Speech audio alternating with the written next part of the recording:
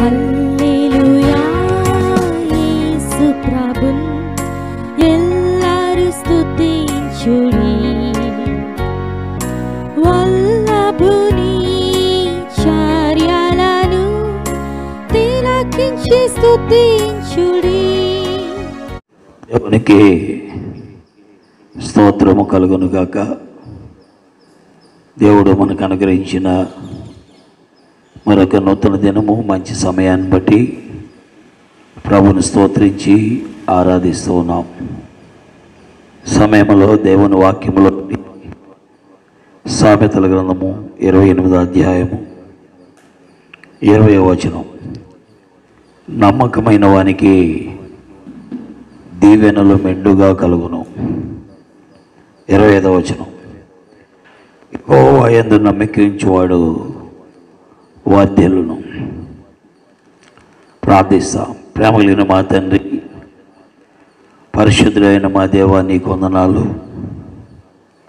చదవబడిన లేఖనము ఆశీర్వదించి మీరు మాతో మాట్లాడవలసిందిగా ప్రార్థిస్తున్నాం. నీ రొట్టె విరిచి పంచిపెట్టండి. నాకు, మాకు, అందరికీ నీ వాక్యము వివరించండి. నిన్ను నమ్ముటకు, నిన్ను వెంబడించుటకు సహాయము చేయండి. యేసుక్రీస్తు వారి దివ్య నామములో ప్రార్థిస్తున్నాము తండ్రి, ఆమేన్. దేవుని వాక్యములో యెహోవా యందు నమ్మిక ఉంచువాడు అని 25వ వచనములోను, నమ్మకమైన వాడు అని 20వ వచనములోను వ్రాయబడి ఉన్నది. ప్రియులారా, ప్రభు అయిన యేసుక్రీస్తు నందు నమ్మిక ఉంచాలి. మనం అనుకుంటాం యేసుక్రీస్తు అంటే ఒక మతానికి చెందినవాడు లేక క్రైస్తవులకు చెందినవాడు అని అనుకుంటాం. కాదండి. దేవుని వాక్యములో అపోస్తుల కార్యములు 10వ అధ్యాయం 36వ వచనములో యేసుక్రీస్తు అందరికీ ప్రభువు అని వ్రాయబడి ఉంది. కాబట్టి ప్రభు అయిన యేసుక్రీస్తు వారు అందరికీ ఆయన ప్రభు అయి ఉన్నాడు, అందరికీ దేవుడై ఉన్నాడు. కాబట్టి ఈ లోకములో మానవ జన్మ ఎత్తిన ప్రతి వ్యక్తి కూడా ప్రభు అయిన యేసుక్రీస్తునందు విశ్వాసం ఉంచాలి, ఆయనను నమ్ముకోవాలి. అందుకే యెహోవా యందు అనగా ప్రభు అయిన యేసుక్రీస్తునందు విశ్వసించువాడు లేక నమ్మిక ఉంచువాడు వర్ధిల్లుతాడట. దేవుని వాక్యములో ఇర్మీయా గ్రంథం 17వ అధ్యాయం 7వ వచనంలో కూడా ఆ ప్రభువుని యందు నమ్మిక ఉంచువాడు ధన్యుడు, ఆయన్ని ఆశ్రయించేవాడు కూడా ధన్యుడే స్పష్టముగా వ్రాయబడి ఉంది. ఆ ప్రభువుని ఎవరైతే నమ్ముతారో, యెహోవా యందు నమ్మిక ఉంచువాడు, ఆయనను ఆశ్రయించువాడు ధన్యుడు అని వాక్యములో చదువుతున్నాం. కాబట్టి దేవుని వాక్యం వింటున్న బిడ్డలారా, పెద్దలారా, ప్రభు అయిన యేసుక్రీస్తు వారిని నమ్ముదాం. ఆయన లోకరక్షకులని, మానవ పాప విమోచకులని, మానవ పాప పరిహారార్థమై శిలువకి ఎక్కి రక్తము చిందించి ప్రాణం పోసిన వాడని మనము ఆయన యందు విశ్వసిద్దాం. ఆయన యందు నమ్మిక ఉంచువాడు ధన్యుడే. కాబట్టి ఆ ప్రభుని మనము నమ్ముకుందాం. అనేకులు ఆయన నమ్మారు. దైవవాక్యములో మనము చూస్తుంటే ఈ ప్రకృతిని ఆరాధించే ఎఫెస్సీలు ఆయనను నమ్మారు. మానవ కల్పిత పద్ధతులను ఆరాధించే దశలోనికలు కూడా యేసుక్రీస్తు నమ్మారు. ఆయనను త్రోసివేసి తృణీకరించి ఆయనను కాదనుకున్న వారు కూడా యేసుక్రీస్తు ప్రభువుని నమ్మారు. కాబట్టి దేవుని వాక్యం వింటున్న బిడ్డలారా, ప్రభు అయిన యేసుక్రీస్తు నందు విశ్వాసం ఉంచుదాం, ఆయనను ఆశ్రయిద్దాం, తద్వారా ధన్యులమవుదాం, వర్ధిల్లదాం. అంతేకాదు, ఆ యేసుక్రీస్తునందు విశ్వాసం ఉంచి ఆయన కొరకు నమ్మకముగా ఉంటే 20వ వచనం ప్రకారము దీవెనలు కలుగుతాయి. దేవుని వాక్యములో మనం చూస్తున్నాం, నమ్మకమైన వానికి దీవెనలు మెండుగా కలుగుతాయి. కాబట్టి దేవుని వాక్యం వింటున్న బిడ్డలారా, ప్రభు అయిన యేసుక్రీస్తునందు విశ్వసించిన వారికి ధన్యులవుతారు, వర్ధిల్లుతారు. అలాగున యేసుక్రీస్తును విశ్వసించి ఆయన యందు నమ్మిక ఉంచి ఆయన వైపు చూచిన వానికి ఆశీర్వాదము కలుగుతుంది. కాబట్టి దేవుని వాక్యం వింటున్న బిడ్డలారా, ప్రభు అయిన యేసుక్రీస్తునందు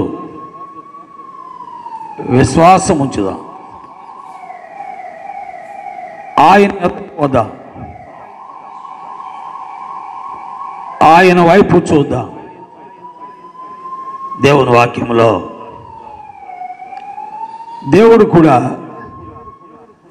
కీర్తనలు 101వ అధ్యాయము 6వ వచనములో ఆయన యందు విశ్వసించు వారే కాకుండా, ఆయనను నమ్ముకున్న వారే కాకుండా, ఆయన కొరకై నమ్మకమైన వారిగా ఉండేవారి కొరకై వెతుకుతున్నాడు. అందుకే కీర్తన 101వ అధ్యాయము మరి 6వ వచనం మనం చదువుతుంటే, నా యొద్ద నివసించినట్లు నేను దేశములో నమ్మకస్తులైన వారిని కొరకై కనిపెడుతున్నాట.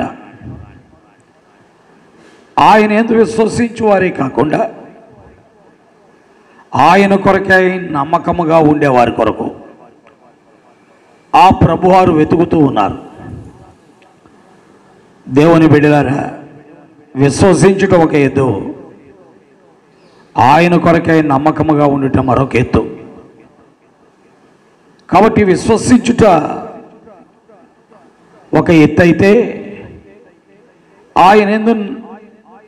ఆయన కొరకై నమ్మకముగా జీవించుట మరొక ఎత్తు.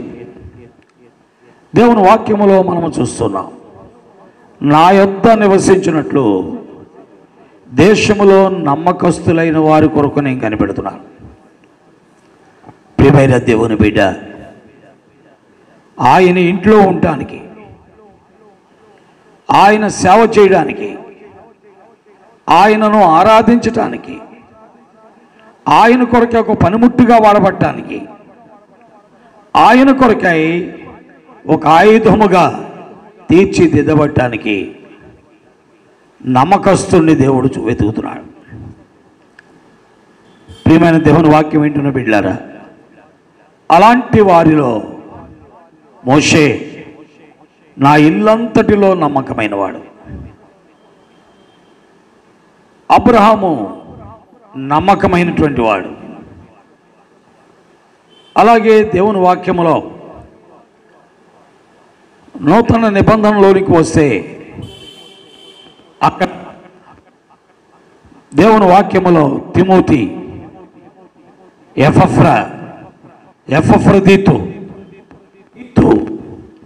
మొదలైన వారిని నమ్మకస్తులని మనము చూస్తున్నాం. ప్రియమైన దేవుని వాక్యం వింటున్న బిడ్డలారా, వీరందరూ దేవుని కొరకు వారే. వీరందరూ కూడా దేవుణ్ణి వెంబడించుట కొరకై తీర్మానించిన వారే. కాబట్టి ప్రియ సహోదరి సహోదరుడా, దేవుని వాక్యం వింటున్న బిడ్డలారా, మొదట యేసుక్రీస్తునందును విశ్వసించాలి. నీ ఆత్మరక్షణ కొరకు, నీ యొక్క పాపము నుండి విడుదల కొరకు, నిత్య రాజ్యము కొరకు ఆయన నమ్మాలి. తరువాత ఆయన కొరకై నీవు నమ్మకముగా ఉండాలి. దేవుని వాక్యములో మనము చెప్పుకున్న వారందరూ ఆయన కొరకు నమ్మకముగా ఉన్నవారే. దేవతనుడైన అపొస్తలుడైన పౌలు అయితే ఏమన్నంటే, ఆయన నన్ను నమ్మకమైన వానిగా ఎంచినందుకు అన్నాడు. తిమోతికి రాసిన మొదటి పత్రిక 1వ అధ్యాయం 12వ వచనములో ఆయన నన్ను నమ్మకమైన వానిగా ఎంచినందుకు అన్నాడు. కాబట్టి పౌలు నమ్మకమైన వాడని యేసుక్రీస్తు ప్రభు గుర్తించాడు. దేవుని వాక్యం వింటున్నటువంటి ప్రియులారా, యవనస్తులారా, పెద్దలారా, వృద్ధులారా, మధ్య వయస్కులారా, నీవు ఆయన్ని నమ్మావా? నీవు పాపక్షమాపణ పొందావా? నీ ఆత్మకు రక్షణ వచ్చిందా? నిత్య వరము నువ్వు దొరికిందా? అయితే దేవునికి స్తోత్రం. అంతేకాదు, ఆయన నిన్ను నమ్ముతున్నాడా? ఎందుకంటే నమ్మకస్తులైన వారు కావాలని ఆయన కోరుతున్నాడు. కాబట్టి గ్రహించు, గుర్తెరుగు, వాక్యమునకు అప్పగించుకొని ప్రభుని వెంబడిద్దాం. ఎందుకంటే ఆయనకు విషయములో నమ్మకముగా ఉండడానికి దీవెనలు కలుగుతాయి. కాబట్టి ఆలోచన చేసి ప్రభుని యేసునందు విశ్వాసం ఉంచుదాం. తద్వారా దీవెనకు పాత్రలు అవుదాం. ఆయన కొరకే నమ్మకం ఉంచుదాం. తద్వారా నమ్మకంగా బ్రతికి దీవెనలు పొందుదాం. దేవుడు తన వాక్యమును ఆశీర్వదించునుగాక. ఆమేన్. ప్రేమ కలిగిన మా తండ్రి, నీ పరిశుద్ధ లేఖనముల కొరకే నీకు వందనాలు. నీ అందు నమ్మిక ఇచ్చేవాడు ధన్యుడు. అంతేకాదు, నీ కొరకై నమ్మకముగా బ్రతికేవాడు కూడా ధన్యుడే. నీ అందు నమ్మకించువాడు వర్ధిల్లుతాడని, నీ కొరకై నమ్మకముగా బ్రతికేవాడు దీవెన పొందుతాడని మీరు సెలవిచ్చిన మాటల కొరకు వందనాలు. నీ వాక్యము మా మధ్యలో ముద్రించి ఆశీర్వదించి వినేవారందరూ నిన్ను నమ్ముటకు, నీ కొరకై నమ్మకముగా బ్రతుకుటకు సహాయం చేయండి. వాక్యమును ముద్రించండి, పరిచర్యకు నీరు కట్టండి. ఈ కరోనా మహమ్మారి థర్డ్ వేవ్ కమ్ముకొస్తుందని చెప్తున్నారు. కాపాడండి. ఈ వైరస్ ప్రభావం నుండి కాపాడండి. దుష్టుల నుండి తప్పించండి. గురైన బిడ్డలను విడిపించండి. గురై ఈ లోకాన్ని విడిచిపెట్టిన వారిని, వారి కుటుంబాలను ఆదరించండి. యేసుక్రీస్తు వారి దివ్యనామములో ప్రార్థిస్తున్నాము తండ్రి. ఆమేన్. తండ్రి అయిన దేవుని ప్రేమ, ప్రభు అయిన యేసుక్రీస్తు వారి యొక్క అత్యున్నతమైన కృప, పరిశుద్ధాత్మ యొక్క అన్యోన్య సహవాసము సన్నిధి చేరువచ్చిన ప్రతి ఒక్కరికి, వాక్యం వినే వారందరికీ తోడై ఆయన సత్యములోనికి నడిపించునుగాక. ఆమేన్. ప్రజలండి, దేవుడు మిమ్మల్ని దీవించి ఆశీర్వదించునుగాక. దేవుని స్తుతించుడి, హృదయమును వెలిగించిన యేసుని స్తుతించుడి.